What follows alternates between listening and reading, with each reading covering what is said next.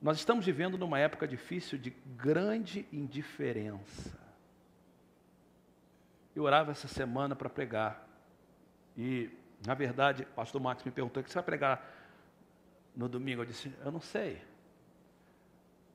E eu subi na sexta-feira. Tem semana que a mensagem demora. Tem semana que flui rápido. Segunda-feira eu já sei que eu vou pregar. Essa semana eu não consegui. E na sexta-feira, depois do culto da noite, nós tínhamos oração. E depois de um momento no refeitório, eu subi. E eu instruí aos líderes de oração que nós queremos interceder mais, buscar mais, ler menos na oração, abaixar o nível da música e gastar tempo com Deus. E tem sido maravilha. Obrigado, líderes, pela sensibilidade. E aí nós subimos e a música já estava baixa. Alguns irmãos, quando eu entrei, já estavam de joelhos orando, e eu achei maravilhoso de ver alguns membros do grupo de louvor que ouviram e atenderam a palavra pastoral na terça-feira. Obrigado pela sensibilidade e obediência. E esses irmãos já estavam orando, buscando a Deus. E eu comecei a orar em favor do culto de hoje, em favor da palavra. Eu disse: Senhor, não me deixa falar nada que não seja de Ti. Minha responsabilidade é muito grande. E o Deus me falou claramente, quando eu estava ajoelhado, Ele me deu a mensagem do culto em inglês, e me deu essa mensagem para esse culto em português, que geralmente, quando estamos em série, é a mesma, e hoje estamos fazendo diferente. O Senhor me levou ao livro de Jonas. E Ele me levou ao livro de Jonas, porque o livro de Jonas, ele se aplica a duas coisas importantes no dia de hoje na nossa igreja. Ele se aplica a missões, e hoje é domingo de missões. Hoje é o dia que nós estamos orando por missões, estamos orando especificamente pela nação do Brasil, usando o fato que dia 7 de setembro é o dia da independência. E foi maravilhoso ver a igreja orando pelo Brasil. E segundo, porque o livro de Jonas, ele fala das condições do crente no dia de hoje. E por isso eu dei o título da mensagem: A Indiferença do Crente. Eu li um autor que descreve o livro de Jonas da seguinte forma, cito: o livro de Jonas é uma parábola que descreve a vida do crente acomodado, desobediente e indiferente. Crente acomodado, desobediente e indiferente. Em nossos dias, diz esse autor, temos sido envergonhados pela generosidade dos espíritas, pela dedicação e organização dos mórmons, pela renúncia à própria vida dos muçulmanos, pelo apego ao ideal dos comunistas, pela incansável catequese dos testemunhas de Jeová, pela insuperável paciência dos budistas em meditar no nada, pela devoção apaixonada dos hindus aos deuses mais exóticos. O livro de Jonas é um livro sobre missões.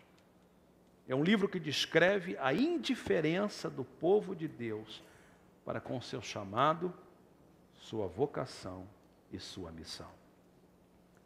A indiferença do povo de Deus, ignorância e apatia, para com seu chamado, para com sua vocação e para com a sua missão.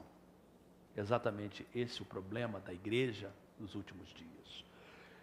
Eu quero que fique bem claro, antes de começar a mensagem, que eu não sou pessimista. Eu não vejo que nós estamos em crise no sentido que é o fim. Eu vejo na crise uma oportunidade. E eu creio que a igreja do Senhor Jesus Cristo será arrebatada com glória e poder. Eu creio no remanescente. Mas antes de termos o avivamento que precisamos, a renovação que precisamos, nós precisamos de tratar da ferida. E a ferida é indiferença. E há um ditado no inglês que diz assim: pregar para o coral. E esse ditado em inglês é baseado no costume de muitas igrejas americanas, e nós tínhamos esse costume de ter um coral atrás do pastor. E se você vê as igrejas americanas, principalmente as igrejas mais tradicionais, o pastor prega e um coral está atrás. Então o ditado pregar para o coral é pregar para aquelas pessoas que estão sempre na igreja. e que, na verdade, quem está precisando não está atrás, geralmente está lá fora.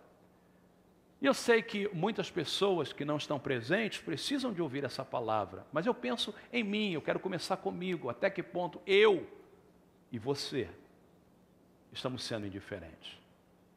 A palavra primeiro tem que se aplicar em nós. Então, Jonas era um profeta, Jonas era crente, e nós somos crentes. Mas Jonas foi indiferente. Ele foi indiferente à ordem de Deus, ele foi indiferente à advertência de Deus, ele foi indiferente aos esforços dos outros, ele foi indiferente à gravidade do momento, ele foi indiferente ao destino dos outros, ele foi indiferente ao clamor dos outros, e ele foi indiferente ao seu próprio destino. É isso que eu quero falar essa manhã. Jonas, o crente indiferente. Jonas foi indiferente.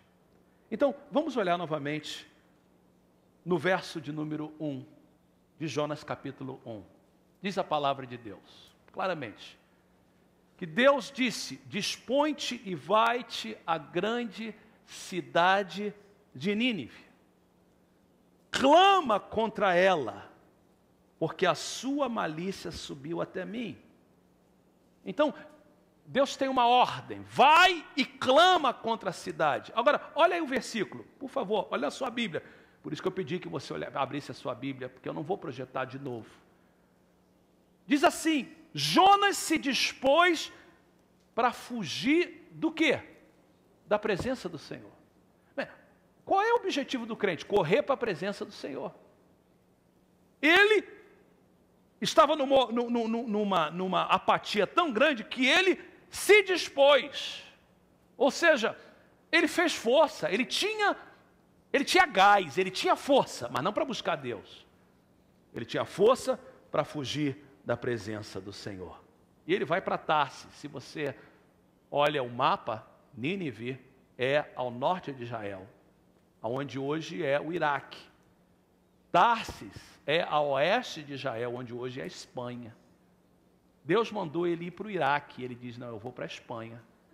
Ele se dispõe a fugir da presença do Senhor. Diz o texto, ele desce a Jope, ele acha um navio que ia para Tarsis, porque toda vez que você quiser fugir da presença do Senhor, o diabo sempre vai colocar alguém para te ajudar. Tem sempre um navio available, disponível para você. Vai sempre ter alguém que vai dizer: vamos embora. E ele então compra a passagem do navio, paga a passagem, tinha dinheiro, não era profeta duro não, o problema dele não era finanças. Paga a passagem, e a Bíblia diz que ele embarcou nele para ir com eles para Tarsis, para longe da presença do Senhor. A primeira coisa, Jonas foi indiferente à ordem do Senhor. Pergunta que eu tenho para cada um de nós essa manhã: qual é a ordem de Deus para a nossa vida? Qual é a nossa missão? Qual é a ordem específica que Deus deu a você e que você tem sido indiferente? O que Deus tem mandado a gente fazer? Onde é que Deus tem nos enviado? Para onde nós estamos sendo comissionados? Qual é a nossa Nínive? Qual é a ordem de Deus para nós? Como igreja, Deus tem nos dado ordens específicas. Nós temos 5 propósitos na nossa igreja. Toda vez que a gente começa o culto, está lá no slide de abertura. Compartilhar as boas novas de Cristo. Isso é missões e evangelismo. Adorar a Deus, crescer de acordo com a sua palavra, ter comunhão uns com os outros e servir. Das 5 propósitos, o que a gente faz melhor é ter comunhão. Esse a gente faz muito bem. E é bom. Mas o primeiro propósito da igreja é compartilhar as boas novas de Cristo. Eu estava lendo na quinta-feira na oração as palavras de Paulo em Timóteo, quando ele diz assim: olha, todos nós devemos fazer petições ou súplicas, orações, gratidões ao Senhor. E nós devemos fazer intercessão. Então, Paulo, ele diz que a gente tem que, quando